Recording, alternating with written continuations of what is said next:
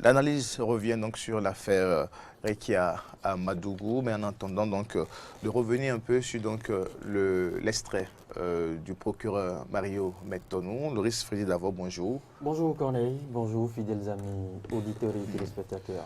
Anno Mouriagua, bonjour. Bonjour Corneille Aïssé, bonjour aux téléspectateurs et aux auditeurs de Diaspora FM. Alors, qu'est-ce qu'on peut retenir donc, de ce dossier? De quoi il est concrètement question? Que dire de la posture de Madougou après que son dossier, ou en tout cas le dossier du Parti démocrate, a été rejeté par la Commission électorale nationale autonome Sénat? En attendant de rentrer dans ces détails, poser donc des questions à mes confrères.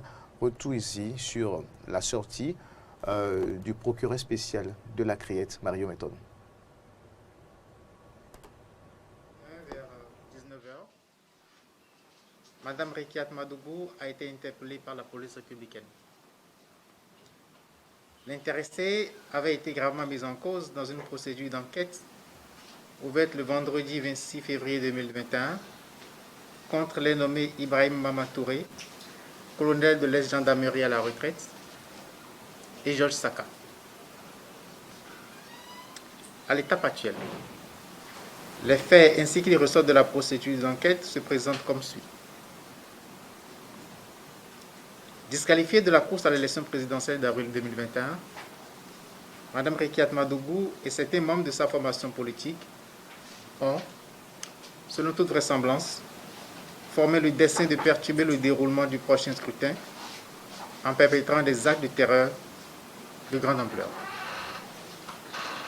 Ainsi, le 24 février 2021 vers 22h30, Georges Saka, qui se trouve être l'un des plus proches collaborateurs de Mme Rekia Madougou à Parakou, est entré en contact avec le colonel Ibrahim Mamatouré pour, dit-il, lui confier une mission importante et très sensible.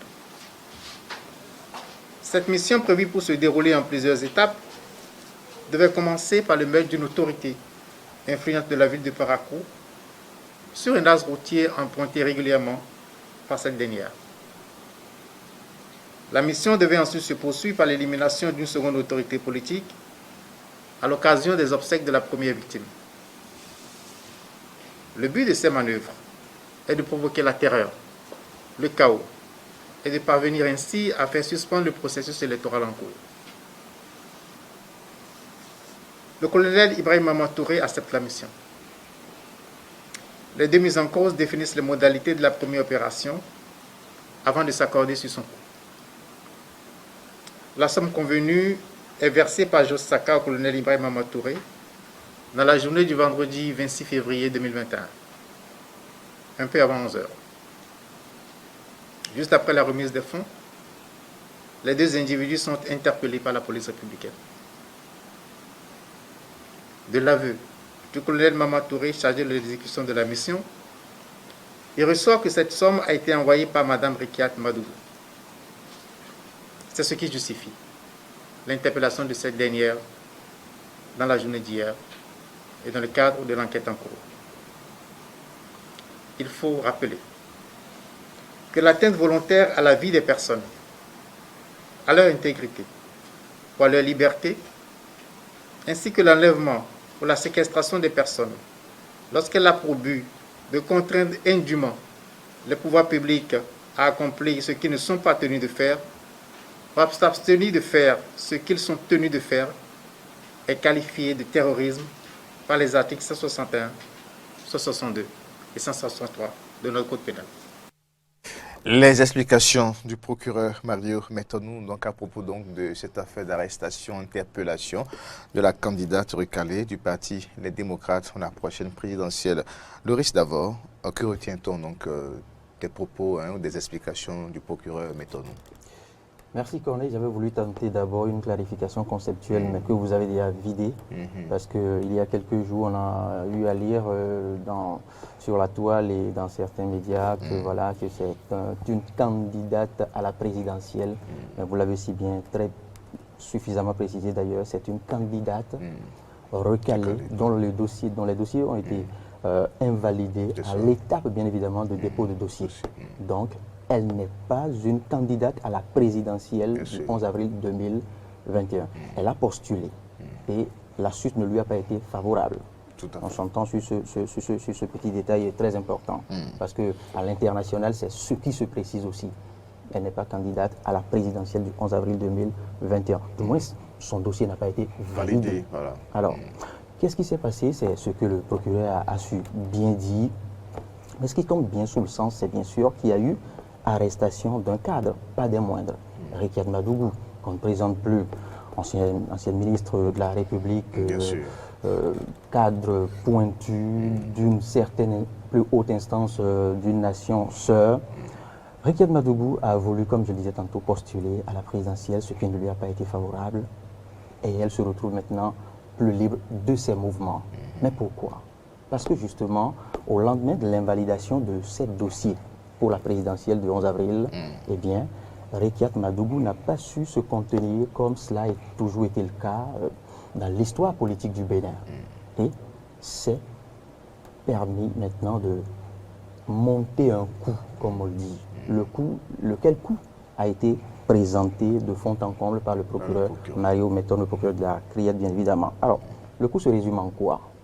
Le coup consistait justement à, de concert avec certaines personnalités, pas des moindres, un collaborateur du nom de Georges Saka et un colonel du nom de Ibrahim Mamatouré, bien évidemment, à monter, je dirais, un réseau de perturbation et un réseau d'incitation, un réseau de déstabilisation, je dirais, de la nation.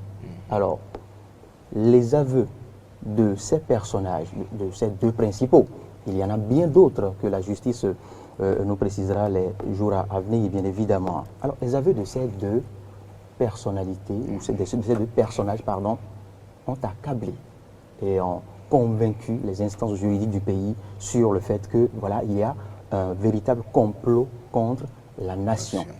Et puisque l'un des rôles régaliens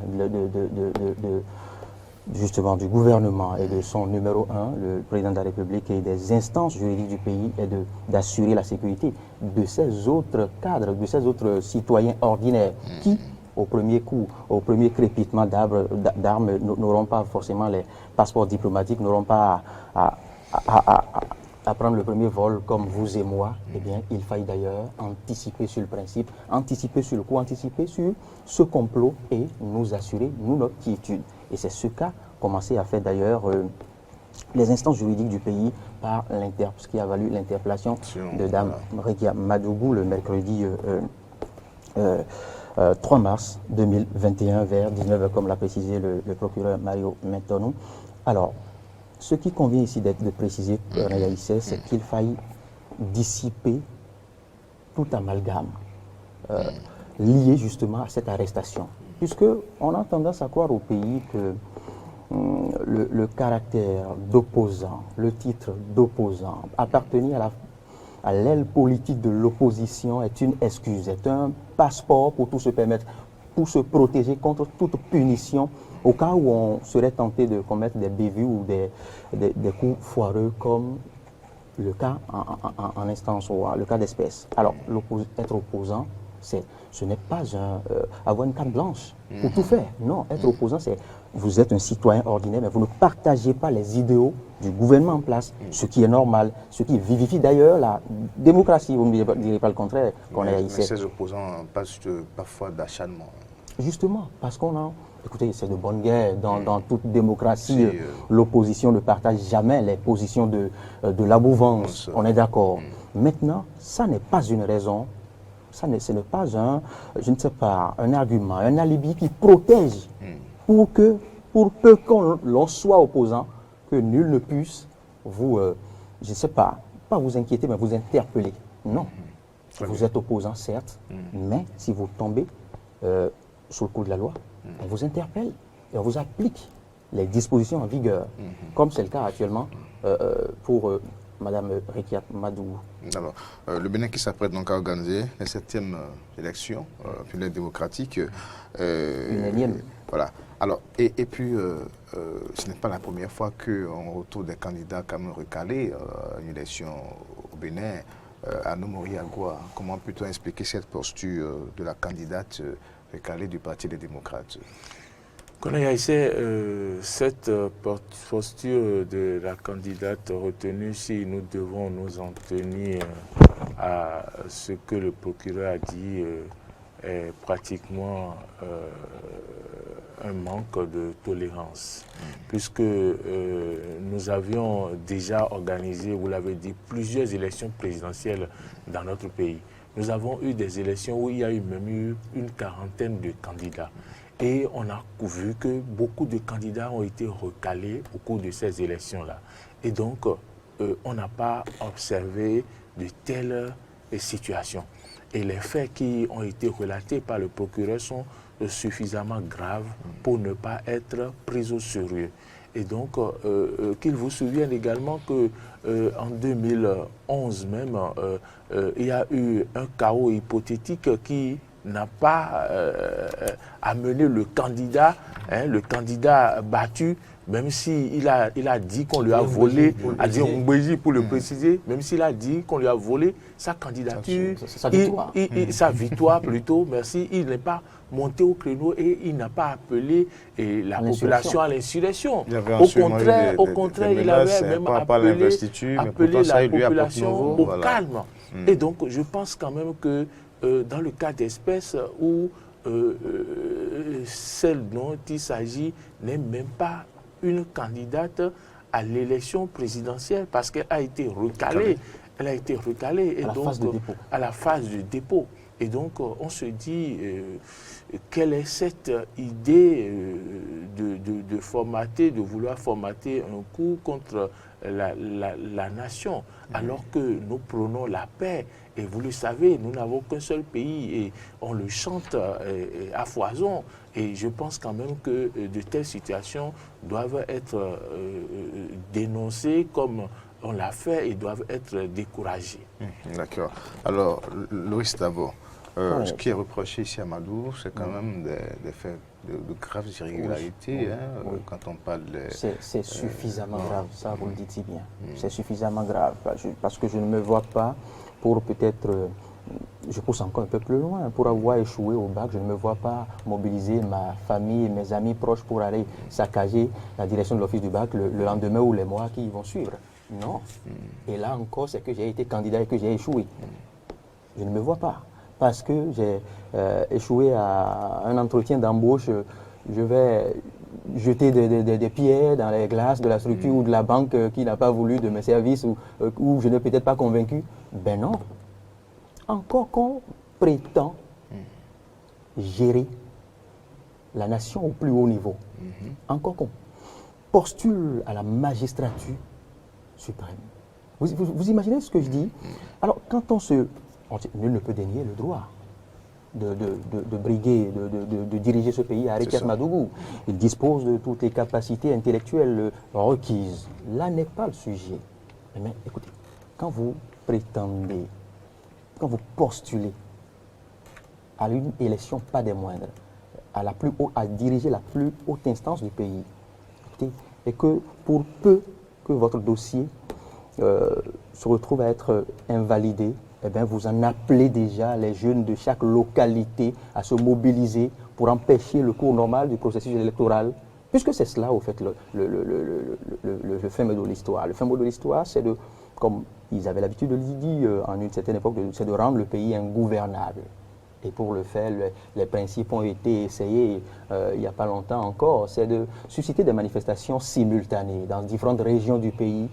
Et c'est d'ailleurs ce pourquoi le colonel a été sollicité pour ce sale boulot, comme on le dit, et à travers justement ce collaborateur Saka Georges qui s'est assuré de gérer, comme on le dit, le dossier, de gérer la mission. Et le colonel, qui est passé aux aveux, et bien évidemment, a reconnu les faits, alors, c'est vrai a accepté la mission. C'est vrai qu'on ne fait pas sur ce plateau le procès. La justice fait son travail. On se base sur les éléments apportés par on n'est pas sorti du cadre encore de l'exposé du procureur de la Criette. Voilà, donc, mais Annou Moriagua, on a quand même eu un peuple assez pacifique après les événements de 90 et autres, de la conférence nationale jusqu'à maintenant. Alors, quand on évoque ces faits très graves, alors qu'on est habitué quand même à un peuple assez pacifique, on a vu des personnalités politiques, tout à l'heure vous l'avez évoqué, le cas de Adéon Mbedi par exemple en 2011, et bien d'autres cas aussi, qui ont eu à des moments donnés donc, à privilégier, à préserver la paix. Alors, comment en est-on arrivé aujourd'hui donc à de pareilles situations? Non, on arrive à de pareilles situations lorsque les litiges ne seraient pas devant les tribunaux. Parce que en tant que démocrate, lorsque vous êtes dans une posture où vous êtes recalé par rapport à une élection, vous utilisez les voies, les recours que la loi vous déteste de la République, les recours, les voies juridiques. Quand on se dit démocrate, on utilise les voies de recours juridiques pour pouvoir chercher à avoir raison ou ne pas avoir raison. Il n'y a pas d'autre manière de procéder. Et quand on ne le fait pas, c'est que on peut qualifier la personne de belliqueuse. Et donc, une fois que nous sommes dans une démocratie et que vous vous réclamez comme démocrate, la procédure normale, c'est de saisir les instances habilitées à régler ces questions-là. Et ces instances vous donneront raison ou non.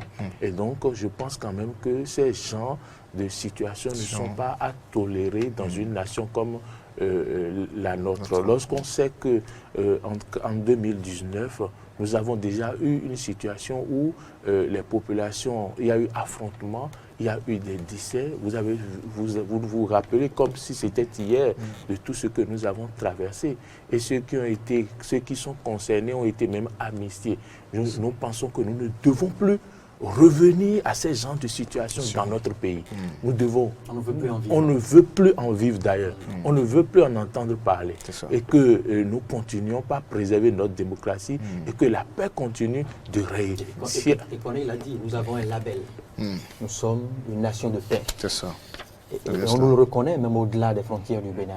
On nous cite un exemple pour avoir réussi la transition de 90, pour avoir réussi l'exercice de la démocratie. Et je pense que c'est un label à conserver. C'est un héritage à conserver intact et à transmettre aux enfants, enfin aux générations qui viendront après nous, bien évidemment. Donc la justice va continuer à faire son travail au niveau donc, du processus électoral. Ça continue d'ailleurs. Loris d'abord, voilà. Je ne vous apprends rien. Avec vous, sur Dimanche Politique, nous avons tenté de confondre plusieurs mouvanciers sur cette même tribune, sur le fait que il fut un temps où le gouvernement n'interpelle que les opposants. On l'a dit, on l'a posé, cette question ici, à plusieurs mouvanciers. Tout à fait. Mais ce qui passe sous silence, c'est quand ce même gouvernement en interpelle, en arrête, en enferme de férus.